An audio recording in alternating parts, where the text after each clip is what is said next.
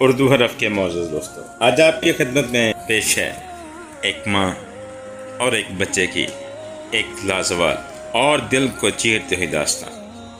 امید ہے کہ آپ کو یہ داستان پسند آئے گی۔ ایک لڑکا باپ کے انتقال کے بعد اپنی ماں کو اولڈ ہوم چھوڑ آیا اور مسلسل اس کی خبر گیری کرتا رہا۔ ایک روز اولڈ ہوم سے فون آیا کہ تمہاری والدہ کا آخری وقت ہے، فوراً پہنچو۔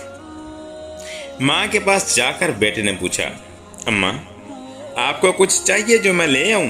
ماں نے کہا، بیٹا یہاں کولر خرید کے رکھ دینا، چونکہ بہت گرمی ہے اور یہاں رہنے والے لوگ بہت تکلیف و پریشانی میں رہتے ہیں۔ ٹوٹے ہوئے شیشوں کو بدلوا دینا تاکہ سردی میں یہ لوگ آرام سے رہیں۔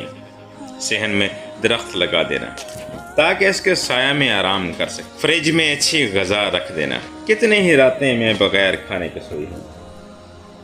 بیٹے نے حیرت سے کہا، اماں آپ دنیا سے جا رہی ہیں اور مجھے یہ درخواست کر رہی ہیں، اور آپ نے مجھے پہلے سے شکایت کیوں نہیں کی؟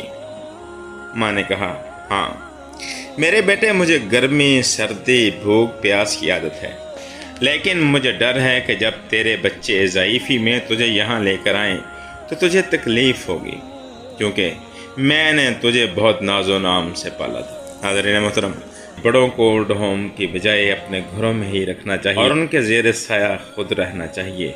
آپ ہمیں کمنٹ کر کے بتائیں۔ اردو حرف آپ کے کمنٹ کا اور آپ کے لائکس کا اور شیئر کا منتظر رہے گا۔